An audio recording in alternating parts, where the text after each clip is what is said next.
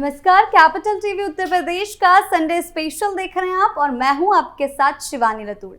Samajwadi party की राजनीति में हमेशा गरीबों, पिछड़ों और अल्पसंख्यकों की आवाज उठाने का दावा किया गया, लेकिन सच्चाई इससे कई ज्यादा काली और दोहरी है। पार्टी के अंदर खुद के विधायक और सांसद ऐसे निकले जो हत्या, बलात्कार, जमीन कब्जा, बिजली चोरी, फर्जी दस्तावेज और महिलाओं के शोषण जैसे संगीन अपराधों में लिप्त रहे। ये नेता न सिर्फ खुलेआम पार्टी में घूमते रहे, बल्कि उन्हें टिकट, मंत्री पद और संरक्षण तक दिया गया। अखिलेश यादव जैसे नेता जिन्होंने नई राजनीति की बात की, वही अपने आसपास ऐसे चेहरों को पनाह देते रहे जो कानून और नैतिकता दोनों के लिए खतरा थे। जब सत्ता हाथ से निकली, तब एक एक करके इनका असली चेहरा सामने आया और जेल की सलाखों के पीछे पहुंचे। समाजवादी पार्टी के शासन में न सिर्फ अपराधी खुलेआम घूमते रहे, बल्कि खुद पार्टी उनके लिए कवच बन गई थी।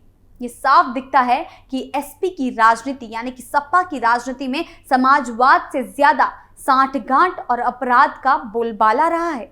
आज के इस संडे स्पेशल में बात करेंगे समाजवादी पार्टी के उन्हीं विधायक और नेताओं के बारे में जिनके आपराधिक इतिहास ने समाजवादी पार्टी की मुश्किलें बढ़ाई हैं। आजम खान, सबसे पहले बात करते हैं आजम खान की। समाजवादी पार्टी के सबसे वरिष्ठ और प्रभावशाली नेताओं में गिने जाते हैं। वे रामपुर से विधायक, सांसद और उत्तर प्रदेश सरकार में मंत्री भी रह चुके हैं।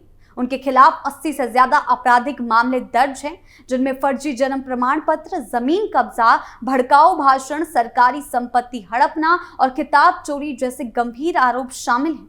उन्हें कई मामलों में दोषी ठहराया गया और जेल की सजा मिली, जिनमें से प्रमुख है 2019 के हेट स्पीच केस में 3 साल की सजा, फर्जी प्रमाण पत्र केस में 7 साल और जबरन मकान खाली करवाने के मामले में 10 साल की सजा। आजम खान अखिलेश यादव के बेहद करीबी माने जाते थे और मुस्लिम वोट बैंक के सबसे मजबूत चेहरे थे। उनके खिलाफ कार्रवाई और जेल जाने से समाजवादी पार्टी की मुस्लिम राजनीति को भारी नुकसान हुआ। पार्टी की अल्पसंख्यक समर्थक छवि को झटका लगा और रामपुर जैसी मजबूत सीट भी भाजपा के हाथ चली गई। पार्टी नेतृत्व की चुप्पी और समर्थन की कमी से आजम के समर्थकों में नाराजगी पैदा हुई और इसने अखिलेश की राजनीति पर बड़ा झटका दिया और सीधे सीधे अब भी वो अखिलेश की रणनीति पर बड़ा झटका साबित होते हैं।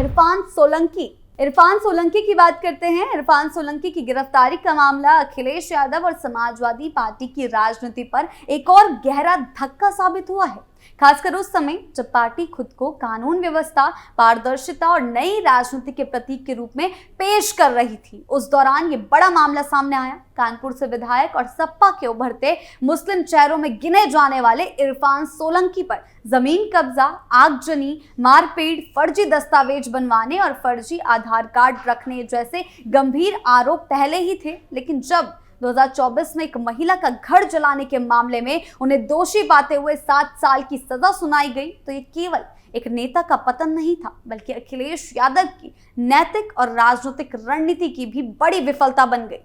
इरफान न केवल अखिलेश के करीबी नेताओं में थे, बल्कि पार्टी की युवा मुस्लिम राजनीति का चेहरा भी बन चुके थे, जिससे उनका गिरना पार्टी के उस वर्ग में भी असंतोष और असहजता पैदा कर गया जिसे सपा अपना मजबूत आधार मानती थी।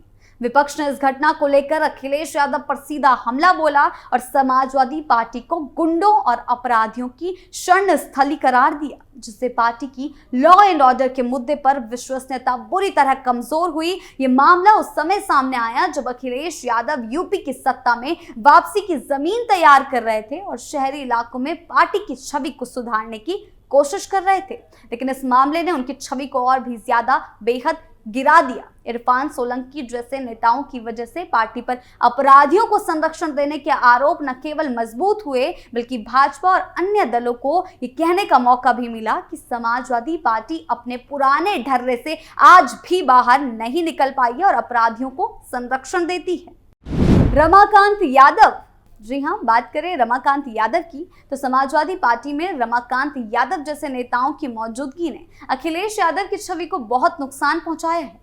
अखिलेश लगातार यह दिखाने की कोशिश करते हैं कि अब सपा बदल चुकी है, अब पार्टी में अपराधियों और बाहुबलियों की कोई जगह नहीं है।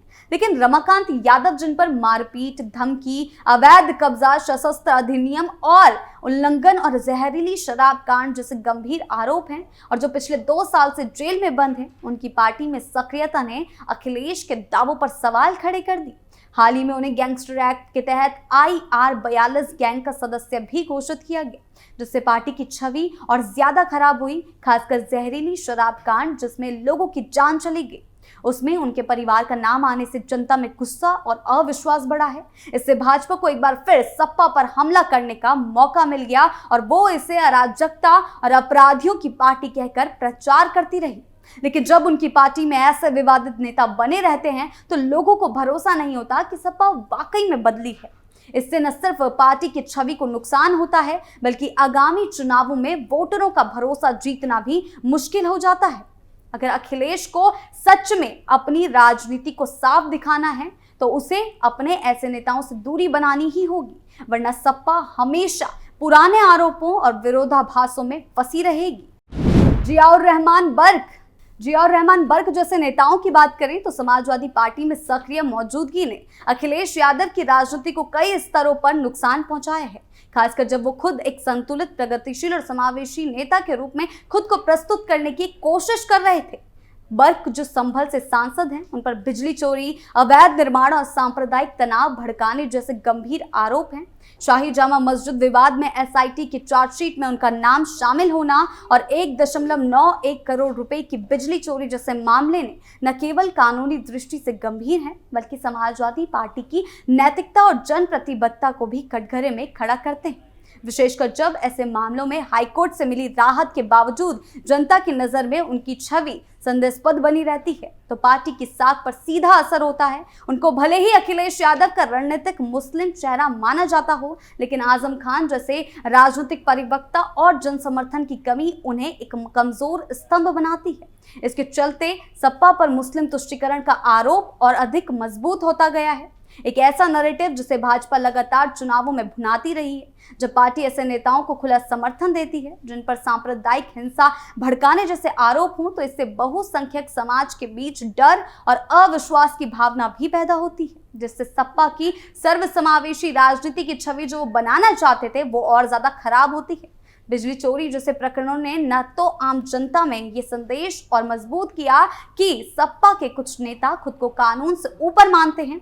अखिलेश यादव की नई राजनीति का दावा तब और कमजोर पड़ जाता है जब पार्टी नैतिकता, कानून के सम्मान और सामाजिक सौहार्द जैसे मूल्यों पर समझौता करती हुई दिखाई देती है। बर्क जैसे नेताओं के कारण सपा को न केवल नैतिक आलोचना झेलनी पड़ती है, बल्कि इससे युवा, शहरी और मध्य वर्गीय मतदाताओं में पार्टी के प्रति निराशा और संदेह और गहरा होता है। चुनावी रणनीति में धर्म आधारित चेहरे खड़े करने की राजनीति तब उल्टी पड़ जाती है जब वे चेहरे विवादों में घिरे हों और विकास, शिक्षा या सामाजिक न्याय जैसे मुद्दों पर कोई ठोस नेतृत्व ना दे पा रहे हों और लगातार आपराधिक मामलों में संलिप्त हों। गायत्री प्रसाद प्रजापति का मामला समाजवादी पार्टी और अखिलेश यादव की राजनीति के उस विरोधाभास को उजागर करता है जहां एक और पार्टी महिला सुरक्षा और न्याय की बात करती है, वहीं दूसरी ओर गंभीर अपराधों में लिप्त नेताओं को संरक्षण देती है। अखिलेश सरकार में खनन मंत्री रहे और उनके बेहद करीबी माने जाने वाले प्रजापति पर 2017 में एक महिला ने बलात्कार यानी कि शोषण का आरोप लगाया और सुप्रीम कोर्ट के आदेश पर FIR दर्ज होने के बाद उन्हें गिरफ्तार कर जेल भेजा गया।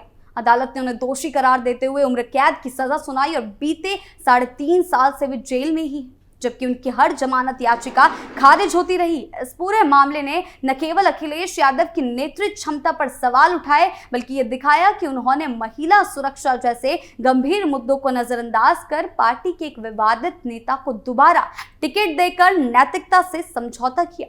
भाजपा ने इस केस को चुनावी हथियार बनाकर महिला सुरक्षा, भ्रष्टाचार और सपा की दोहरी नीति को जनता के सामने जोर शोर से उठाया है, जिससे खासकर शहरी और महिला वोटरों के बीच समाजवादी पार्टी की छवि को भारी नुकसान हुआ। ये मामला आज भी अखिलेश यादव की राजनीति के सबसे विवादास्पद अध्यायों में से एक माना जाता है, जो ये साबित करता है कि केवल छवि सुधारने के दावे काफी नहीं है जो इन सभी मामलों में देखे गए, जब तक पार्टी आंतरिक रूप से अपने चरित्र को नहीं बदलती। इन नेताओं के खिलाफ दर्ज मामलों और जेल जाने की घटनाओं ने समाजवादी पार्टी की छवि को कमजोर किया है और सीधा सीधा गिराया है। अखिलेश यादव द्वारा या तो समर्थन देना या चुप रह जाना, दोनों स्थितियों में पार्टी की विश्वसनीयता को नुकसान पहुंचा है। विपक्ष ने इसे गुंडों की पार्टी, मुस्लिम तुष्टीकरण, भ्रष्टाचार की सुरक्षित जगह कहकर निशाना बनाया, जिससे पार्टी को चुनावी और नैतिक दोनों स्तरों पर भारी नुकसान उठाना पड़ा है, इससे पहले भी जो आगे चलकर भी उन पर भारी पड़ने वाला है। आपकी इस बारे में क्या राय है, हमें कमेंट सेक्शन में जरूर बताएं। नमस्कार।